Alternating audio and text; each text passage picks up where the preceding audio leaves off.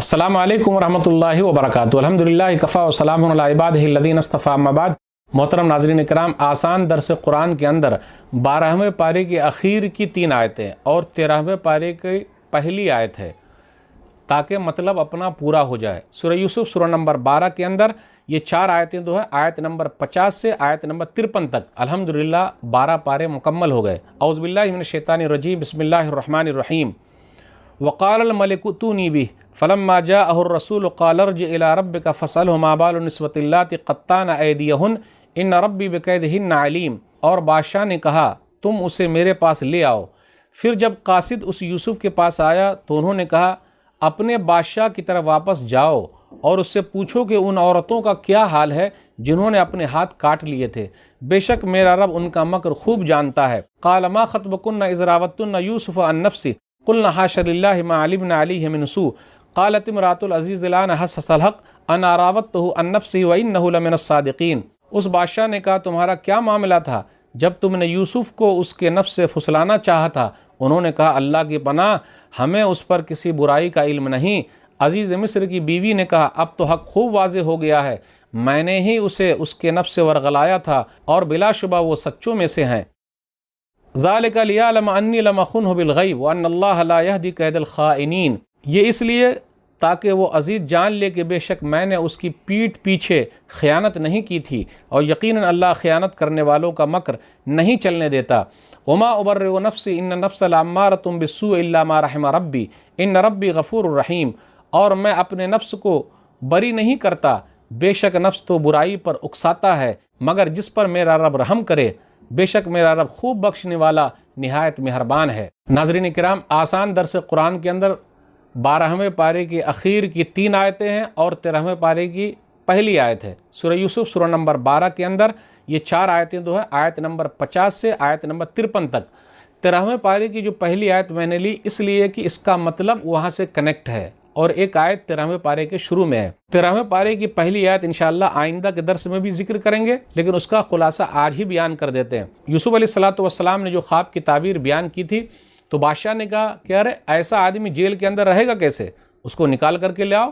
تو جیسے ہی لوگ گئے بولنے کے لیے کہ آپ باہر نکلیے تو یوسف علیہ السلام نے کہا کہ جی نہیں، میں ویسے نہیں نکل سکتا ہوں، ان عورتوں سے پوچھ لیجئے کہ میرے بارے میں کیا کہنا ہے، یعنی میرے اخلاق کے بارے میں ان کا کیا کہنا ہے، ذرا وہ تو بتائے۔ تو ان عورتوں نے کیا کہا، قلنا حاش للہ ما علمنا علیہ من سوء، کوئی برائی نہیں، ہم تو بس اچھی چیز جانتے ہیں۔ پھر عزیز مصر کی بیوی نے کہا جس کا نام زلیخا یا رائل ہے کہ الآن حسس الحق انا راودته عن نفسی وانه لمن الصادقین، پوری طریقے سے حق واضح ہو گیا، میں نے ہی بہلایا پھسلایا تھا، بے شک وہ سچے میں سے ہے۔ اس سے یہ پتہ چلا جب الزام آپ کے اوپر لگے پورے طریقے سے دھل نہیں جائے، جیل سے نہیں نکلنا۔ یہ الگ بات ہے کہ 20 سال 25 سال لگ جاتے ہیں، پھر اس کے بعد باعزت بری کیے جاتے ہیں، آخر 20 سال 25 سال کون واپس لا کے دے گا؟ یوسف علیہ السلام بھی جو جیل میں رہے 9 سال یا 12 سال یا 14 سال، کون لا کے دے گا؟ تو میرے بھائیوں، ہمیشہ سے ایسا رہا ہے، نیک لوگوں کے ساتھ ایسا ہوتا ہی ہے، کوئی واپس لا کے نہیں دیتا۔ لیکن اخلاق کے بارے میں جو ذکر ہے یوسف علیہ السلام کے بارے میں کہ وہ سچے لوگوں میں سے ہے۔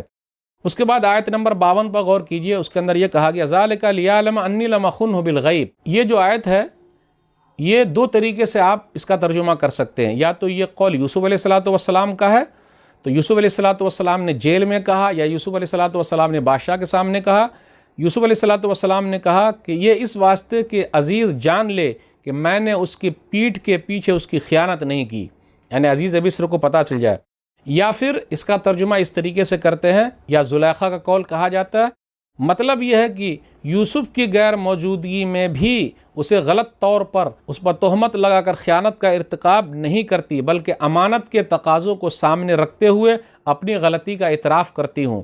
یا پھر اس کا مطلب یہ ہو سکتا ہے کہ میں نے اپنے شوہر کے ساتھ خیانت نہیں کی اور کسی بڑے گناہ کا ارتکاب ہی نہیں کیا، میں واقع نہیں ہوئی، اور یہی چیز زیادہ لگتا ہے کہ تاکہ میرے شوہر کو پتہ چل جائے کہ میں نے غلط کام نہیں کیا، ارادہ تو کیا تھا لیکن میں نے غلط کام نہیں کیا، گناہ نہیں کیا۔ پھر اسی طریقے سے ہے وما ابرئ نفسی، جو 13ویں پارے کی پہلی آیت ہے جو اپنے مطلب سے لنک ہے۔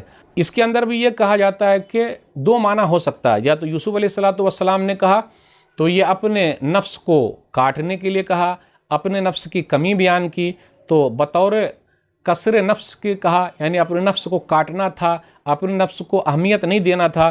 تو یوسف علیہ السلام نے کہا میں اپنے نفس کی پاکیزگی بیان نہیں کرتا. بھئی بڑے تھے، نیک تھے، صداقت ظاہر ہو گئی، سچے تھے، لیکن اس کے باوجود بھی کہتے کہ میں اپنے نفس کی پاکی بیان نہیں کرتا. یا پھر یہ کہا جا سکتا ہے کہ یہ عزیز مصر کی بیوی زلیخا نے کہا. تو اس کا مطلب یہ ہوگا کہ یہ زیادہ صحیح لگتا ہے کہ اس نے یہ کہا کہ اپنے گناہوں کا اس نے اعتراف کیا، تو یہ حقیقت پر مبنی ہے. بے شک نفس ہی تو برائی پر ابھارنے والا ہے اور یہ نفس امارہ ہے. میں اپنے نفس کی پاکیزگی بیان نہیں کرتی، نفس نے ہی برائی پر ابھارا تھا. تو یہ نفس امارہ برائی پر ابھارنے والا، اس لیے اس کا ذکر ہے آیت نمبر 53 میں نفس امارہ. نفس کی 3 قسمیں: نفس امارہ جو برائی کے لیے ابھارتا ہے، ایک نفس لوامہ جو ملامت کرتا ہے غلط کام کر لیے. سورہ قیامت سورہ نمبر 75 آیت نمبر 2 میں ہے وَلَا أُقْسِمُ بِالنَّفْسِ اللَّوَّامَةِ.